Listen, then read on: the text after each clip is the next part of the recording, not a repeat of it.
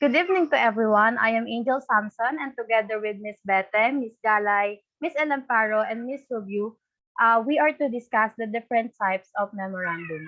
So in school, it was common to pass notes and exchanging information to one another during class, and it was one of the quickest ways of communicating with others, and it was also quite efficient. However, workplaces and organizations also have a communication system that resemble passing notes.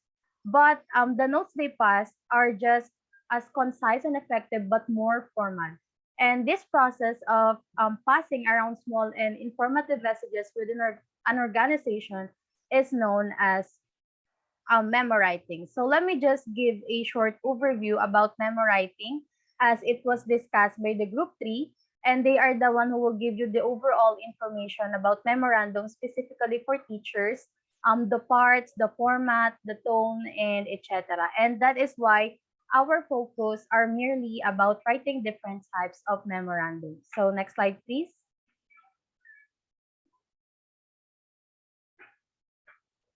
Next slide, please.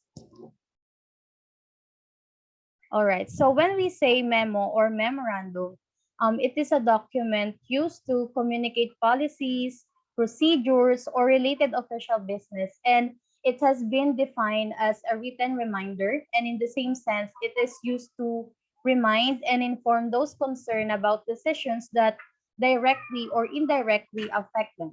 But the memo always depends on its purpose because different types of memos are often used as a means of mass communication within our organization instead of personal one-to-one messaging. And because within an organization, it is important that there is a uniform method on how to share information in order to achieve unity and harmony. And with that, let me first share with you the first type of memo, which is request memorandum. Next slide, please.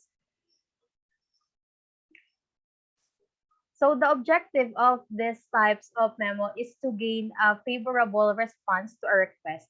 And a request memo should use persuasive language because the end goal is to convince others. Next slide, please. For example, um, let's say you have come across a business conference that's relevant to your position and you think that it is better for you to attend the same conference. And for you to be able to do that, you send a request memo to convince your a manager to allow you to attend this conference. And let's take a look at this example. Next slide, please. With this example, is it the right way to write a request memo? It's direct and will not waste your time to read since it's short. But is it right? If not, then what is wrong with this? So as you can see in the example, the memo is direct and clear. However, next slide, please. It is not suitable from the reader's point of view. And as a result, it may even fail to achieve its objective, which is to convince the manager with your request. Consider the manager's situation. If many of the departmental personnel make a similar request, the manager may have to limit the number who can attend the conference. Next slide, please. So, what's the point? In order to achieve its objective, the memo will have to be like a sales message, and it's like doing a sales talk. So the request should be clearly stated. The memo should motivate the reader to take the desired action. And in order to do that, let me share with you an example of a good request memo following the guidelines with the next slide. Next slide, please.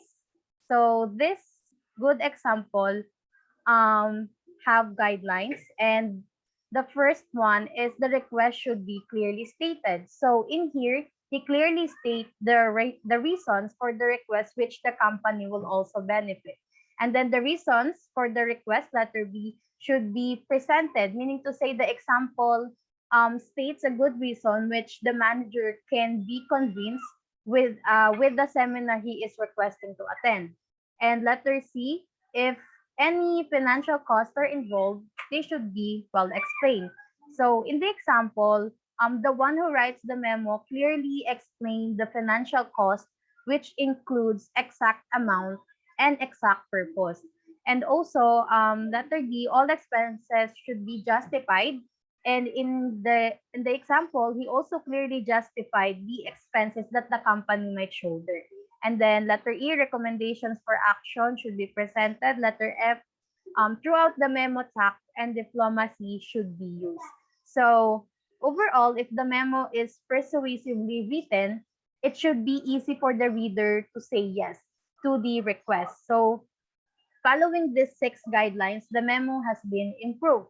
So notice the difference between the first or the poor example and the second drafts of the memo, which is the good example, which includes concise and comprehensive memo about the request. And finally, this good example has a request for action. So next slide, please. That will be all for the request memo.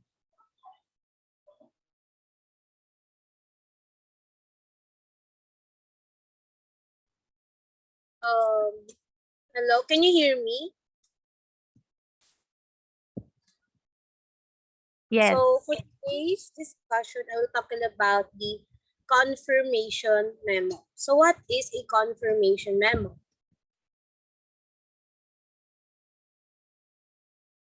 Confirmation memo is designed to confirm in writing something that has been agreed to verbally. So confirmation memo is used in response to an offer or invitation, such as whether they can attend or not, and such as reservations, business meetings, or appointments.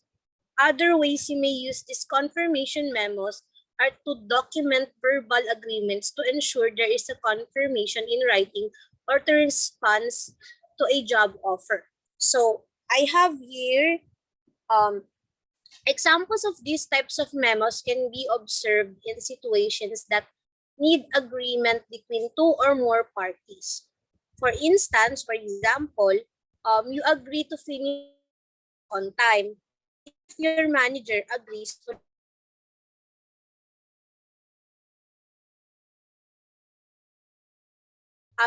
the sender will ask the manager to confirm if she or he can have a 3 interns or confirm to have a 3 interns in order to finish the. And I have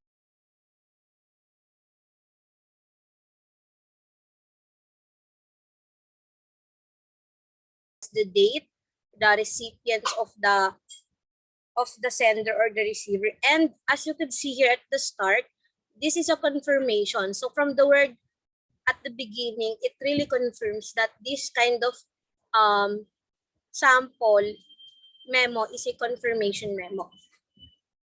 So a few things to remember when confirming agreements in writing, a confirmation memo is first one, you have to highlight the significant and important details that were agreed to verbally. Next, you have to be specific in your demands and targets. Last but not the least is ask for feedback on any unclear or misunderstood point.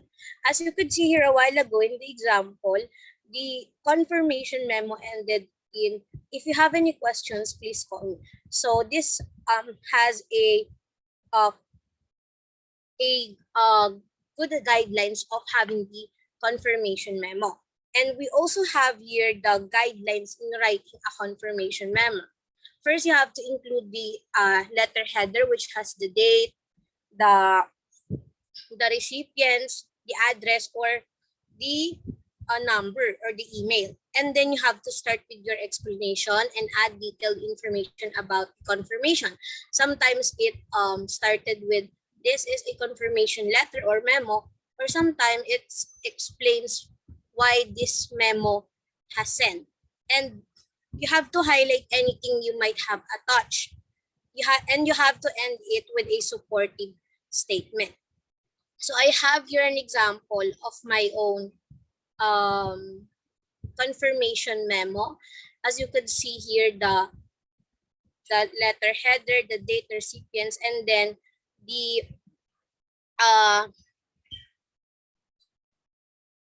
details that That is why this confirmation memo is sent.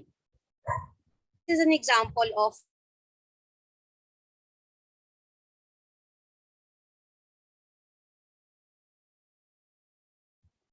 so I hope you learned something about the confirmation memo. Let's go to the periodic report memorandum by Peach Baby.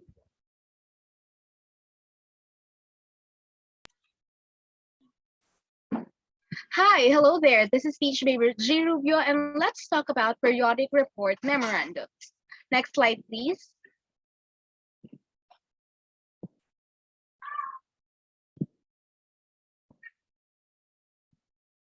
What do we mean by periodic report memos?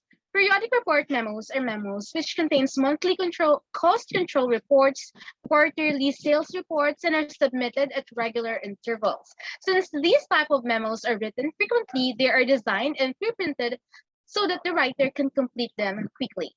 Next slide, please. Now, there are three helpful guidelines for constructing a periodic memo. First, the memo should be designed as a fill-in form in which data can be entered quickly. Second, the form should be designed so that it can be duplicated and reused. Third, if narrative or descriptive summary is necessary, a place should be provided on the form. To understand it further, let's take a look at this. Next slide, please. Now, here's a comparison between a poorly constructed periodic report memo versus an improved one. First, you will notice is the format. In the first one, it was written in a narrative form, which is kind of hard to read and understand compared to the one that is written in a much more concise, comprehensive, and easy to understand. Going back to the guidelines a couple of seconds ago, it only means that in writing a periodic report memo, there should be a ready to fill in form so that it can be quickly duplicated and can be filled in quickly. In the improved layout, as you have noticed, provided that the format is prepared beforehand, the only thing that the manager has left to do is to fill in the relevant data quarterly.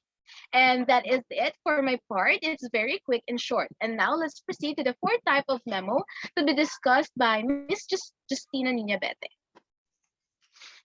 Okay, moving on to the number four type of memorandum.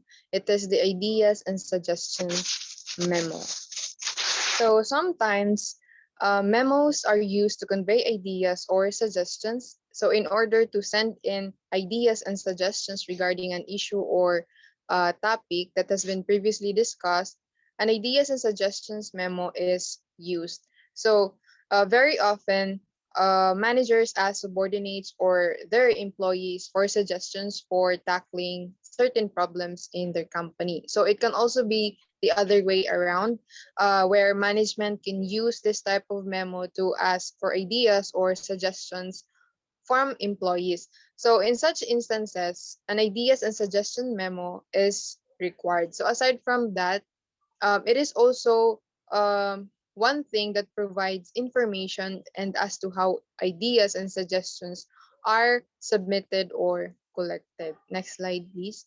So there are guidelines in writing ideas and suggestions memo. So it is to write directly. So managers or supervisors would not have asked you to write one if they knew that you don't have any information to give. So it's always the reason that they want you to write something because you have something to offer. So that is why you have to write it in a direct way. So writing directly means that you have to begin with positive comments about the current situation. So it is important to begin your memo with a positive vibe and outlook because it's a professional memo. It is written in a professional manner also. And no one likes to be shut down. So meaning we don't like or we don't want to be rejected just by the first part or the opening of the ideas and suggestions memo. So and it is then tactly or tactfully present suggestions for a change. So since it is a suggestions memo, you need to carefully explain your suggestions and ideas. And then next is you have to group ideas according to your subjects and use headings to highlight them. And be specific and don't stray off a point. Now let's look for this certain example. Next slide, please. Now we may questions that what is wrong with this memo? Next slide, please. So in this given example, the problem here is that the writer is too general and she has not pointed out what the company should do to tackle its problem. So as we can see, it is very short and there is no specific explanation to the ideas being presented. It also lack of recommendation and course of action towards her suggestion. So let us remember that when we make a suggestions memo, we need to be specific in details when having these suggestions. And the second poor explanation of this example is that she is more concerned with keeping her boss happy than presenting useful suggestions. So it is evident here in the last sentence that she says she says that I'll be more happy to go along with whatever you decide to do. Next slide, please. Now let's move on to the good example of ideas and suggestions memo. Now in the good ideas and suggestions memo, it has the following format, which is an indicator of an effective memo. So first, it has its heading. So it provides pertinent information about who sent the memo, who it is for, when it was written, and what it is about, and so on. So it is necessary that you have to provide this kind of information, particularly this element, because it provides background and about the memo and immediately tells the reader about the necessary information. Second is it has the opening. So when writing the opening of the memo, it is important to include context or the problem, the purpose, and the specific actions. However, there should still be a brief introduction before diving deep into the other parts. So here in this example, the context provides a complete overview about the ideas and suggestions of or for the problem. So it has written the purpose of the memo and describe what action should be taken and what you would like uh, those concerned to do. So in the opening also, it also provided a positive comments about the current situation and then tactfully present suggestion for a change which is a part of the guidelines in writing the type of memo. Third, we have the discussion paragraphs about the ideas and suggestion. So when writing a suggestion memo, it is important to provide specific details about the suggestions being raised. So it should provide reasonable and feasible supporting details to support the claim, the suggestion and ideas that have been raised. So here in the example, it is evident that the general ideas were being explained in a very detailed way and specific with its course of action. So in this way, no further questions or missing details are going to be raised by your supervisor. Third is that it also has the guidelines that you have to group ideas according to subject and uses headings to highlight them. So be specific and don't stray off the point. Next is it has a closing remarks. A memo should be written in a professional manner, so it should have a closing part. But the memo is different from a letter because instead of a full closing segment, a summary sentence is enough and is used here. So in this example, since the ideas and suggestion type of memo um, needs to have a suggestion, it is important for the sender that they know what the company thinks of their suggestion. So letting the receiver know that you are looking for their judgment about the suggestion you have raised and the status of your ideas and suggestion. You have to let them know that you can be contacted and willing to discuss more of your ideas for the company. So one common question in writing a memo is that do you sign a memo? So a salutation and signature are no longer necessary because the point is to convey needed information or communicate a call to action as quickly and efficiently as possible. So all in all, the opening paragraphs define the problem tactfully, and the recommendations are grouped by headings, and each is carefully explained. It provides as much supporting data and detail as needed. So the conclusion is action-oriented also, and the writer indicates how the recommendation can be implemented. So that is how to write an effective ideas and suggestion type of memo. Now let's move on to the fifth type of memo.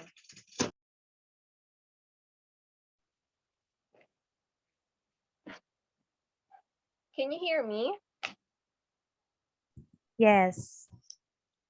Okay, so our last type of memo is informal study results memo. Next slide, please.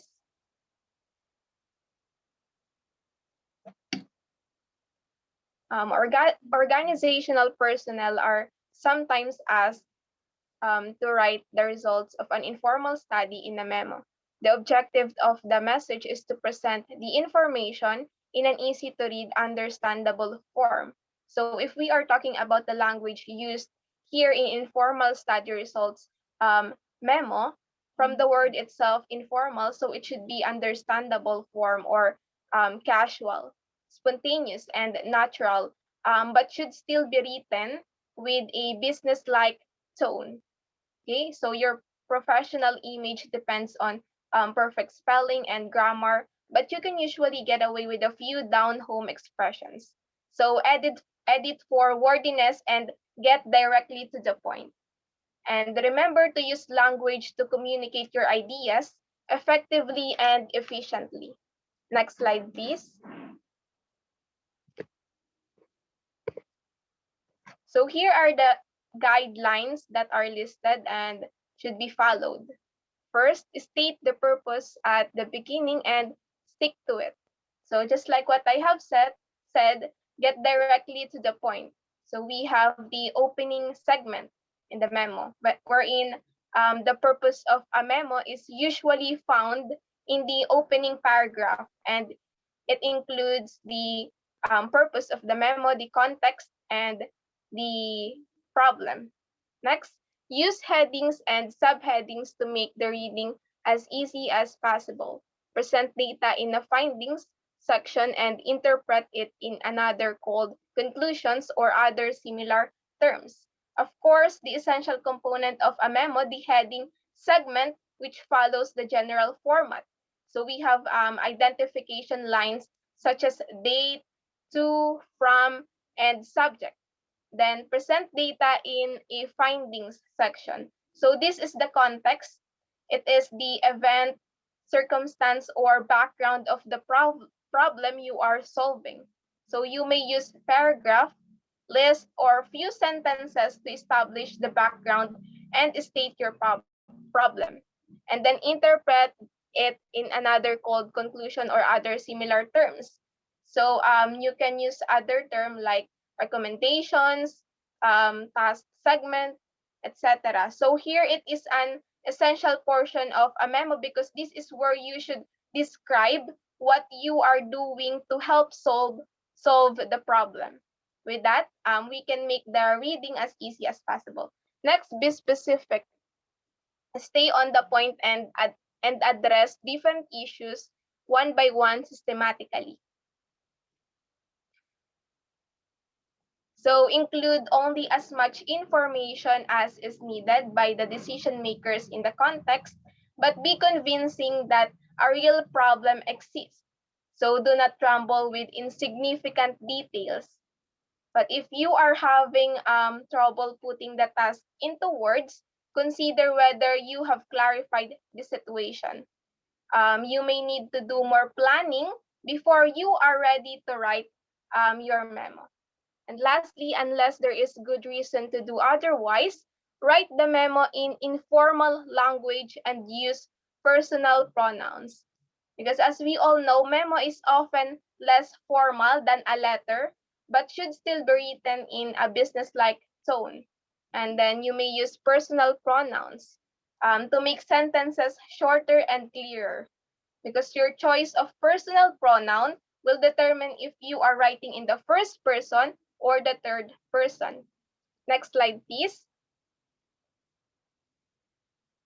So the memo in the next slide is an example of an informal study results memo that was written in response to a request from a top manager.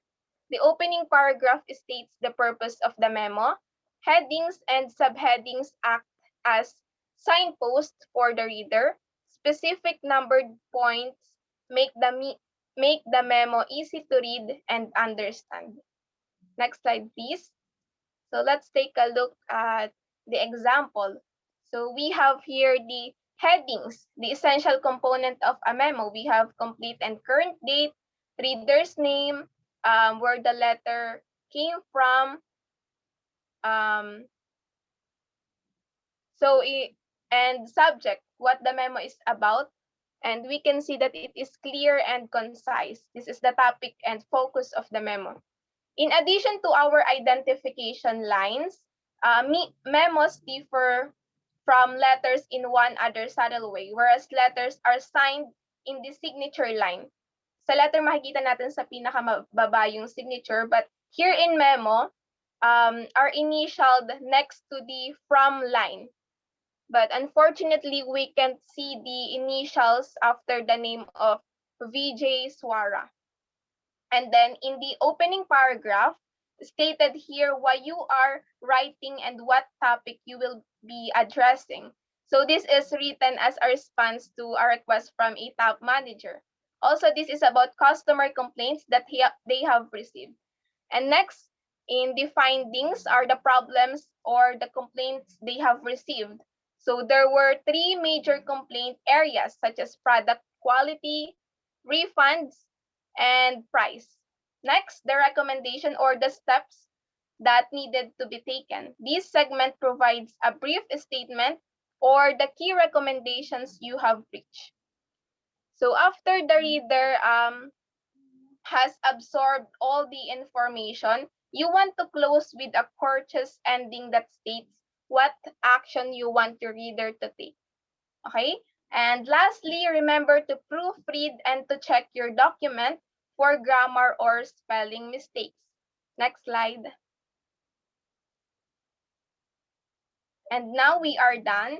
So to recap, remember to title your document with the word memo or memorandum centered across the top, and include the date, who it is to, who it is for, who it is from, what the subject line is, and then follow the three basic format, the introduction, body, and conclusion, and use formatting techniques to draw the reader's attention to important information. And then do not indent your paragraphs and do keep it short, aiming for one page. Okay, so no matter which medium we choose to deliver our memos and or whatever types we are using, keep reaching out to employees and connecting with them. So regardless of the specific goal, memos are effective when they connect the purpose of the writer with the interest and needs of the reader. So it is a good idea to remind ourselves and our co-workers about the perks of open communication from time to time. Thank you for listening, and if you are planning to write a memo, good luck and remember to proofread.